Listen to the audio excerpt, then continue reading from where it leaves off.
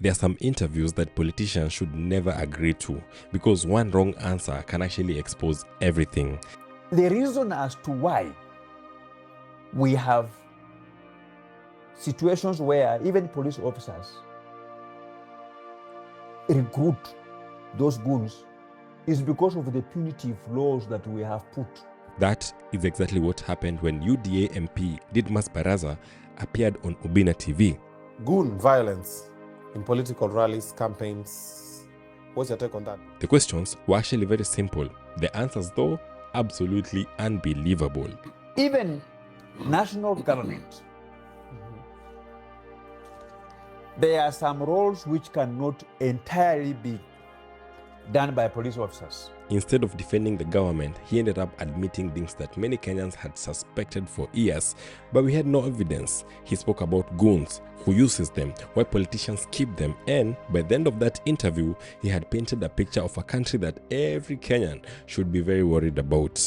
So what a police officer does, that if he has been given to man demonstrators in a particular area, he'd rather go and recruit some boys who can beat up people, because when they just beat up people there, they run away. As a matter of fact, if what he said is actually true, then Kenya has a much bigger problem than anyone imagined. Now, we're going to talk about it. If you love this kind of content, go ahead and like this video and subscribe. Now, let's get to the video. Karibu sana kwenye onyesho hili. Wakenya wamesubiri. Dapa, bye. Welcome to Obina Show Live. The interview started with a very simple question. Obina asked him about the goon problem in Kenya. Goon violence in political rallies, campaigns. What's your take on that? Because I see that we are breeding a very bad animal that will later eat us up. And they're normally supported by police and the powerful people with financial muscles. It should have been a very easy question to answer. I mean, any leader would simply say, goons have no place in our country. The law should deal with them. End of story. But that is not what happened. Instead, Didmas Baraza said something that shocked many people. He claimed that almost every politician has goons. Let nobody cheat you. Okay. There is no politician in Kenya who doesn't have goons. Every politician in Kenya has a goon. Every celebrity, including yourself, you have a goon somewhere, one or two or three. Yes. According to him, these goons help politicians manage crowds. They also provide security. And goons are not bad people. Their role is for crowd control, and personal protection. I want you to think about that for a whole minute.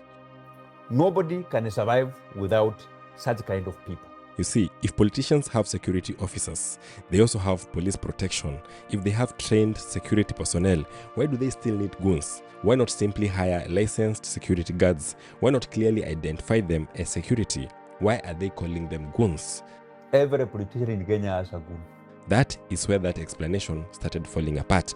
Because once you admit that politicians actually use goons, many more questions are definitely going to follow. Why Which are is you people important. so against activists that you send goons to protest? Who's against? I will answer that. Yeah, goons work with police. Come on. But in the true character of a loud mouth, once you speak too much, you are meant to make mistakes. So he came back and tried to differentiate between goons and criminals. Those people who go with the mipini, mapanga, maiming people, those are just criminals who should be dealt with as such. He claimed that those carrying pangas, bats, and sometimes weapons are actually criminals pretending to be goons. But that explanation raises even more questions. How do ordinary Kenyans tell the difference? None of these people are wearing any sort of uniform. None of them carry any official identification. They all look the same to the eyes of Kenyans. So how is the public supposed to know that this is actually a goon from the politician and this is a criminal? What I'm simply saying that we politicians, we create these criminal gangs to terrorize our opponents. When you are on the receiving end, you cry foul. When you are the beneficiary, you smile. The interview got even more shocking because Didmas suggested that there are things that goons can do that even police cannot. As politicians, we usually get some supporters to assist us in crowd control, and the security that the police cannot do. Think about that. Police are trained, they are armed, they are paid by taxpayers. These are supposed to enforce law. So what exactly can a goon do that police cannot? Even national government, there are some roles which cannot entirely be done by police officers. If that statement is true, then what does it say about the authority of the state? Because every functioning government is supposed to have one thing: a monopoly of the use of force through lawful institutions, not through unofficial groups. Kenya police were deployed to Haiti. Yes. Yes. They're back, right? Yes, most of them. That is how it began in Haiti. Pole pole to evil. And that's where we're headed. Chaos in this country, supported, backed, protected by the government. Government using young people who are unemployed to further Their goals, their goals. Yeah? Then Obina asked about the incident at Thika Road. Many Kenyans remember it.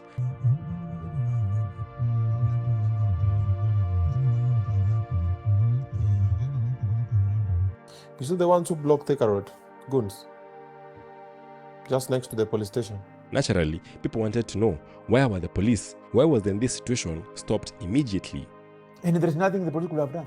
The answer that came from Ditmas surprised many people. He suggested that police were powerless against the goons. Because if the police goes to arrest them, and they turn violent, they beat police. Police were the one. Nowadays, we have just agreed here that nowadays is not during our times when we were young. When we were young, when we see the police, we were running away. So basically we're saying our police is useless. It has become useless. Think about what that means. If criminals can operate openly on a major highway near a police station and the police cannot stop them, then Kenyans have every reason to be worried, because that is not how a functioning security system is supposed to work. It has become useless.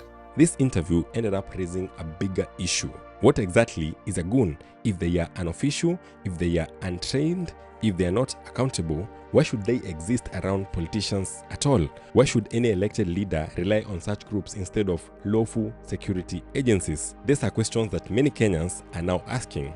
When the government wants to be a dictatorship, like it's operating within a democracy, what it does, it creates a parallel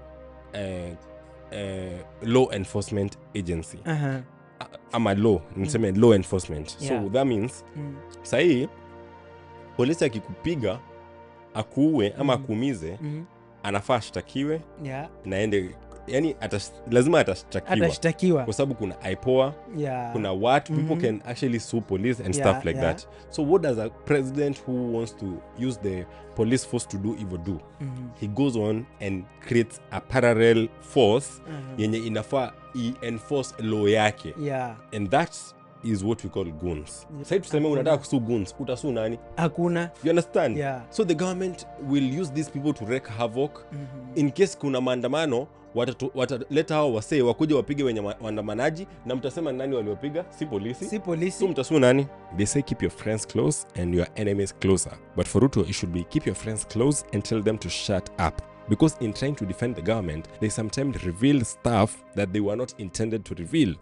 The reason as to why we have situations where even police officers recruit those goons is because of the punitive laws that we have put.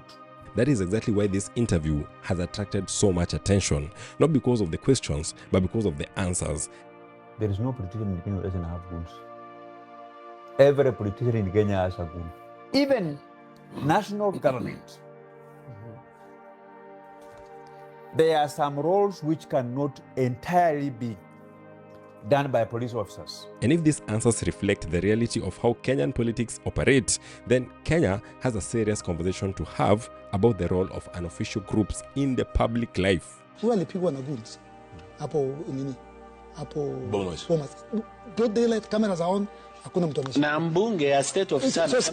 So these people, we all know as Kenyans, are protected, are funded by the Kenyan government. No democracy should ever normalize the idea that politicians need goons to do what lawful institutions were actually created to do. I have a video of goons where 2 people died in Keumbu of Kisii this week. Na kuna 3 policemen wamesimama wanachunga goons. Mtu anaanguka. There's video evidence. Subscribe.